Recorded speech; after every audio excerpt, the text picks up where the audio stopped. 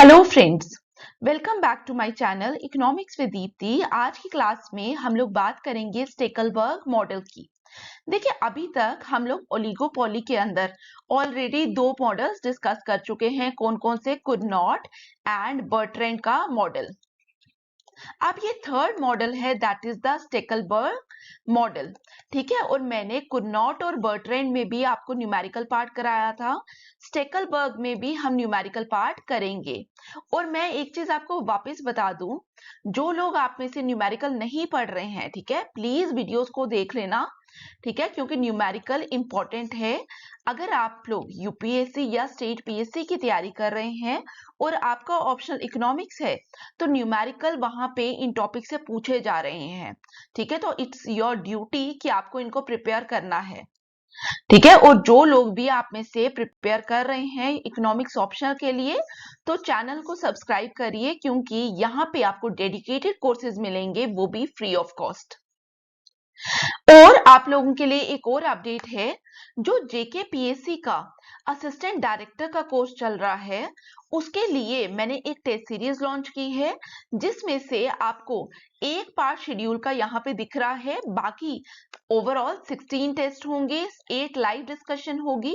ये पूरा शेड्यूल आप लोगों को मेरे Telegram channel economics with Deepti में मिल जाएगा। तो आप लोग चैनल को ज्वाइन करिए और शेड्यूल देखिए, और अगर आपको लगता है टेस्ट सीरीज आपको ज्वाइन करनी है तो प्लीज ज्वाइन करिए, लेकिन ज्वाइन सेकंड मई से पहले करना। और यहाँ पे लिमिटेड सीट्स हैं, 50 सीट्स हैं, तो शेड्यूल आपको वहां दिया हुआ है मैंने, तो जाकर ज्वाइन करिए। अब यहाँ पे हम आज की क्लास की बात करेंगे, that is the स्टेकलबर्ग model.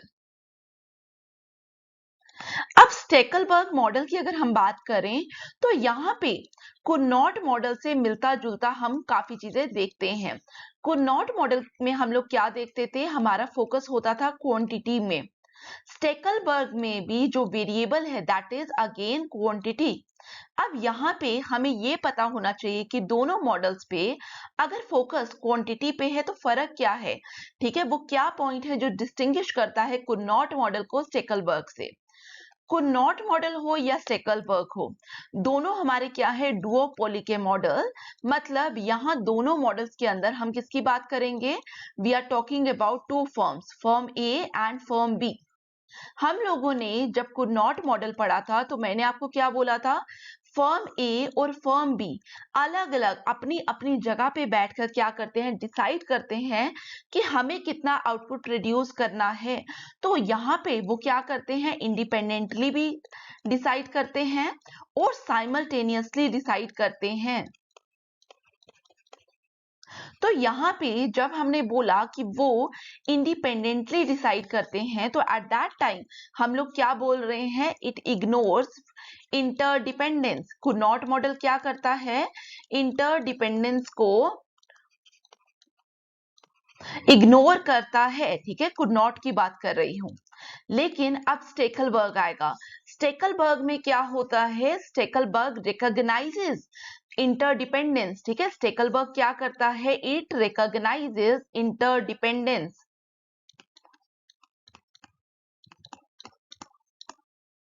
recognizes interdependence among the firms। ठीक है, बिटवीन द फर्म्स ये बोलता है कि फर्म्स आर इंटरडिपेंडेंट। अब यहाँ पे भी क्वांटिटी डिसाइड करनी है। अब स्टेकलबर्ग क्वांटिटी कैसे डिसाइड करता है? ये क्या करता है? यहाँ पे फर्म ए या फर्म बी में से एक फर्म क्या करेगी? फर्स्टली डिसाइड करेगी कि हमें कितना आउटपुट प्रोड्यूस करना है। जो फर्म फर्स्ट टाइम डिसाइड करेगी कि कितना उसको आउटपुट प्रोड्यूस करना है, हम उसको क्या कहेंगे? That is leader. तो लेट्स से अगर आपकी फर्म ए डिसाइड करेगी कि फर्स्टली उसको कितना प्रोड्यूस करना है, तो हम बोलेंगे firm A is a leader. और अगर फर्म बी डिसाइड करती, तो आपकी फर्म बी लीडर बनती। ठीक है, और अब जो लेफ्ट फर्म है, दैट इज फर्म बी, वो क्या बनेगी? फॉलोअर।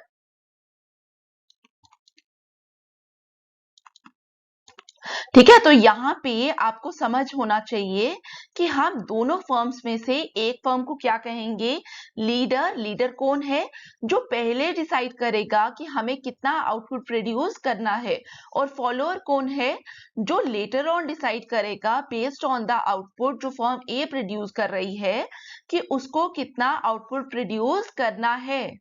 और एक और पॉइंट याद रखना, जब हम स्टेकलबर्ग मॉडल की बात करते हैं तो स्टेकलबर्ग ने ये भी बोला it is advantageous for a firm to become a leader. ठीक है, लीडर बनना एडवांटेजियस होता है एक फर्म के लिए। ठीक है, तो ये आपका स्टेकलबर्ग मॉडल है। अब मैं आपके साथ न्यूमेरिकल पार्ट डिस्कस करूंगी इसी मॉडल का। अब न्यूमेरिकल पार्ट जब हम कर रहे हैं तो उससे पहले हमें एग्जाम्पशंस पता होनी चाहिए। देखिए, हमने यहाँ पे स्टार्टिंग में भी बोला इट इज डिओपोली मॉडल। ठीक है, डिओपोली मॉडल है। अब यहाँ पे assumptions क्या क्या है, number 1, firms are identical in cost and face the same market. Number 2, only 2 firms in the market. Number 3, MC is constant. और इवन जितने भी हमने मॉडल्स में न्यूमेरिकल पार्ट किया वहां पे हमने assume किया कि your marginal cost is constant and no fixed cost. और लास्ट एग्जाम्पशन जो हर जगह हमें देखने को मिली, that is firm's intention is to maximise profit. ठीक है, अब यहाँ पे MC इज कांस्टेंट, ये वाली एग्जाम्पशन हमारे बहुत काम आती है जब हम न्यूमेरिकल करेंगे। ठीक है, तो यहाँ पे हम एज्यूम कर लेते हैं MC is constant and its value is equal to C। ठीक है, ये चीज आप यहाँ पे एज्यूम कर लो, पहली चीज। और दूसरी चीज, यहाँ पे मॉडल के कुछ और नाम भी हैं। नंबर 1, अगर आपसे एग्जाम में टॉप डॉग मॉडल पूछे तो टॉप डॉग मॉडल पे भी आपको स्टेकलबर्ग मॉडल लिखना है।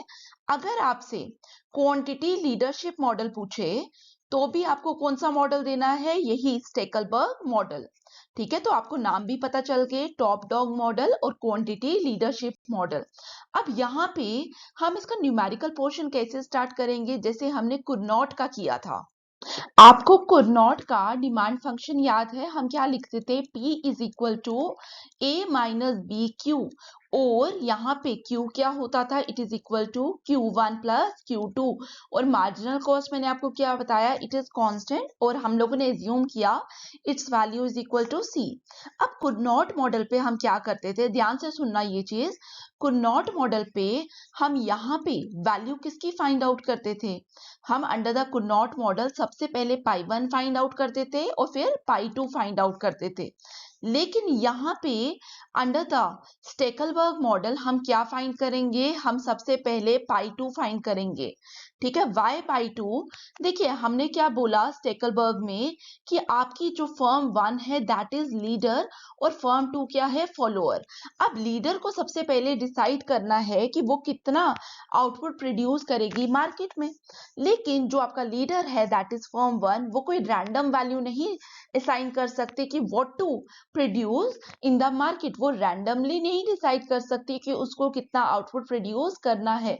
वो एक प्रॉपर एनालिसिस करेगी कि फर्म 2 कितना प्रोड्यूस कर सकती है। ठीक है, उस बेसिस पे वो डिसाइड करेगी फर्म 1। तो यहाँ पे हम क्या बोलते हैं, यहाँ पे फर्म 1 क्या करती है, बैकवर्ड इंडक्शन करती है। पहले वो देखेगी कि फर्म 1 कितना प्रोड्यूस कर रही है, सॉरी फर्म 2 कितना प्रोड्यूस कर रही है, उस बेसिस पे वो डिसाइड करेगी कि मुझे कितना प्रोड्यूस करना चाहिए। तो उसको एक एनालिसिस करना पड़ेगा, दैट्स वाई हम पाई 2 से स्टार्ट करते हैं यहाँ पे। अब यहाँ पे हम लोगों ने क्या करना है, पाई 2 that is profit of firm 2। ठीक है, total revenue minus total cost. ठीक है, आप लोगों को ये पता है। तो टोटल रेवेन्यू ऑफ फर्म 2 हम कैसे निकालते हैं, प्राइस इनटू क्वांटिटी। ठीक है, माइनस टोटल कॉस्ट, तो ये हम निकालते हैं Q2 इंटू C। ठीक है, और एक और चीज मैंने आपको पिछली क्लासेस में नहीं बताई थी, यहाँ पे अगर आप ध्यान से देखेंगे तो टोटल कॉस्ट हमारा नॉर्मली क्या होता है, टोटल कॉस्ट अगर हमें सॉरी एवरेज कॉस्ट अगर हमें निकालना होता है तो हम क्या निकालते हैं, total cost divided by output, यही निकालते हैं। इसका मतलब टोटल कॉस्ट हमारा होता है एवरेज कॉस्ट इनटू आउटपुट, यही होता है।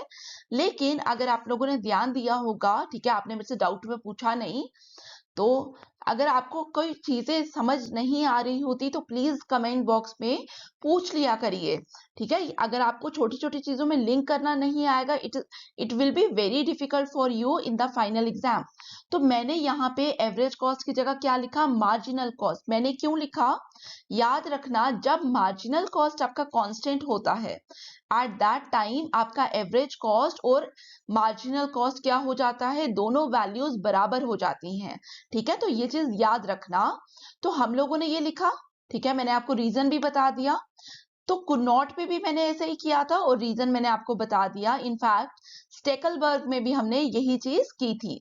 This is equal to prices A minus B, Q की जगह मैं लिख सकती हूँ Q1 प्लस Q2, ठीक है, because Q is equal to Q1 plus Q2 into Q2 minus Q2 into C, ठीक है। दिस इज इक्वल टू, इसको सिंप्लीफाई करेंगे, A Q2 minus B Q1 Q2 minus B Q2 square minus Q2 C, ठीक है। अब हमें क्या करना है, नाउ हमें डिफरेंशिएट करना है इसको, ठीक है, विद रिस्पेक्ट टू Q1 और Q2 वाई Q2, बिकॉज हम फॉर्म 2 की बात कर रहे हैं। तो यहां से हमारे पास आ जाएगा del pi 2 upon del Q2 is equal to a minus B Q1 minus 2b Q1, ठीक है, माइनस सी, ये हमारे पास आ जाएगा। आप प्रॉफिट मैक्सिमाइजेशन के लिए मैं इस वैल्यू को पुट करूंगी 0,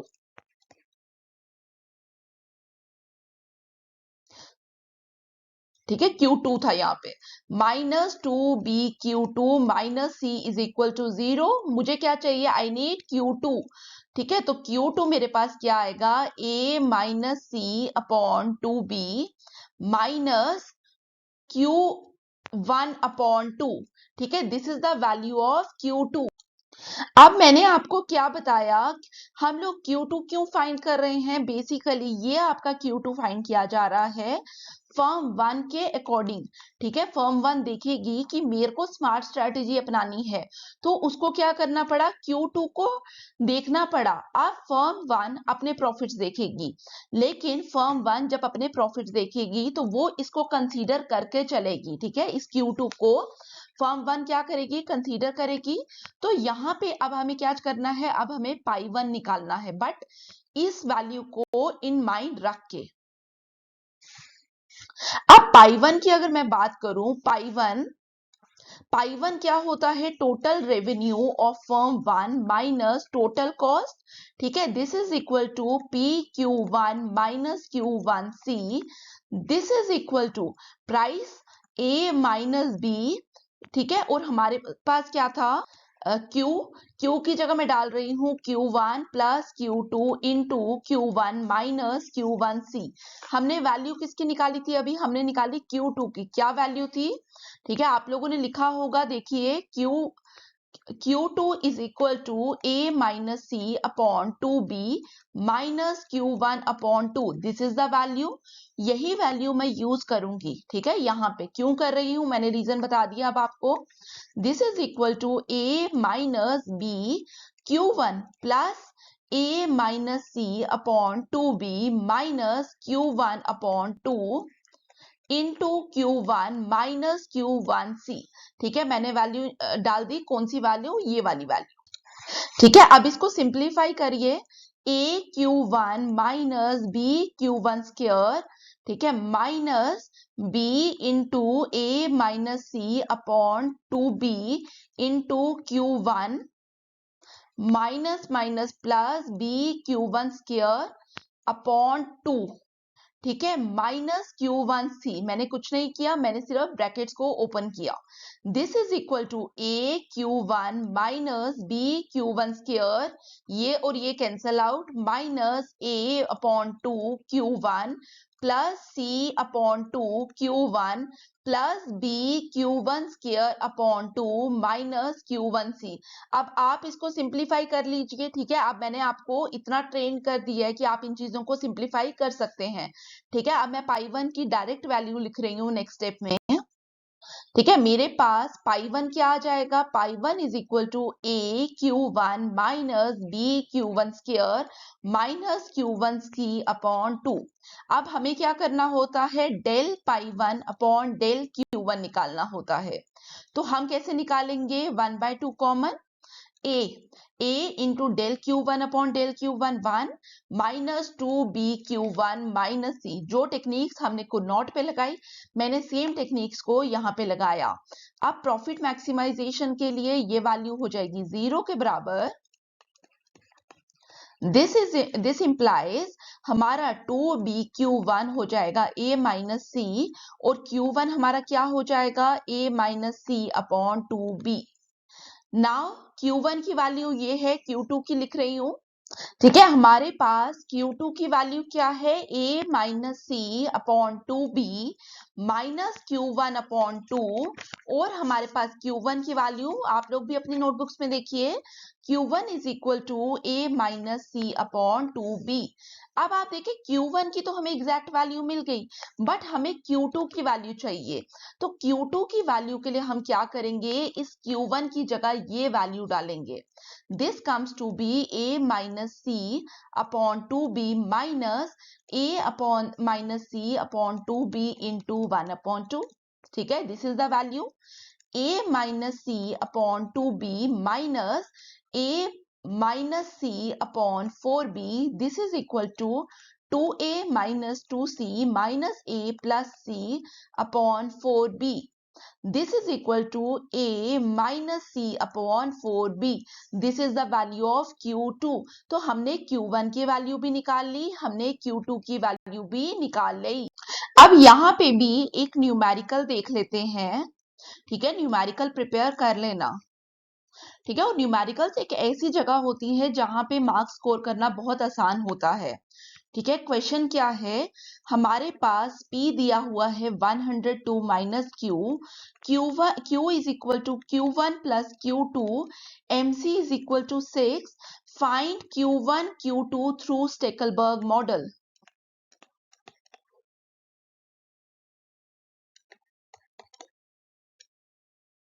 हम कैसे निकालेंगे, अगर हमें ये निकालना है, हमें सबसे पहले क्या करना था, हम सबसे पहले पाई टू निकालते हैं। Pi two is equal to TR2 minus TC2, this is equal to P into Q2 minus MC into Q2, this is equal to price क्या है 102 minus Q1 plus Q2।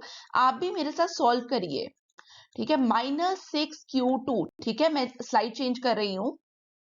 Pi 2 is equal to 102 minus Q1 plus Q2 into Q2 minus 6Q2। ठीक है, मैंने जो पुरानी slide से ही equation लिख ली।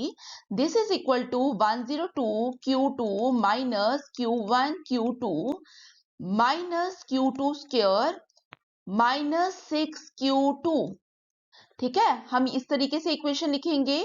दिस इज इक्वल टू, अब यहां से हम लोगों के पास 102 और माइनस 6 करिए, 96Q2 minus Q1 Q2 minus Q2 square. अब यहां से सिंप्लीफाई नहीं हो सकता, तो हम क्या करेंगे, del pi 2 upon del Q2।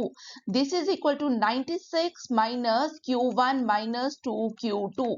अब इसी को मैं 0 के इक्वल सब्स्टिट्यूट करूंगी। This implies Q2 is equal to 96 minus Q1 upon 2. ठीक है, this is equal to Q2 is equal to 96 divided by 2 minus Q1 upon 2. ठीक है, 2 4s are 8, 2 8s are 16. This is equal to 48 minus Q1 upon 2. ये हमारे पास value आ गई Q2 की। अब हम क्या करेंगे, अब हम पाई 1 देखेंगे। पाई 1 total revenue minus total cost. ठीक है, price into quantity minus 6 into Q1। Last slide पे हमारे पास वैल्यू क्या है, 102 minus Q1 plus Q2, Q1 minus 6Q1। ठीक है, मैं सेम स्लाइड पे करूंगी, कैलकुलेशंस मुश्किल हो रहा है दूसरे में करना। This is equal to 102 Q1 sorry, हमें वैल्यू ऑफ Q2 डालनी है ना। 102 माइनस Q2 की वैल्यू हमारे पास क्या है 48 minus Q1 upon 2 plus Q1 into Q1 is equal to minus 6Q1. This comes to be equal to 102 minus Q1 minus 48 Q1 plus Q1 square upon 2 minus Q1 square. ठीक है, हमने values ली minus 6Q1। This is equal to 102 Q1 में से 48 Q1 minus करो तो it comes to be 54 Q1। ठीक है, ये दोनों values plus Q1 square by 2 minus 6Q1। अब इसको भी हम डिफरेंशिएट करेंगे with respect to Q1। It comes to be 54 प्लस Q1 क्योंकि 2 कैंसिल हो जाएगा माइनस 6। अब 0 के बराबर अगर हम डालें इसको तो हमारे पास आ जाएगा 54 minus 6 is equal to Q1। तो 54 माइनस 48 तो Q1 की वैल्यू हमारे पास क्या आ गई 48। और हमारे पास Q1 की वैल्यू जब आ गई तो हम इसको कहां डालेंगे Q2 पे।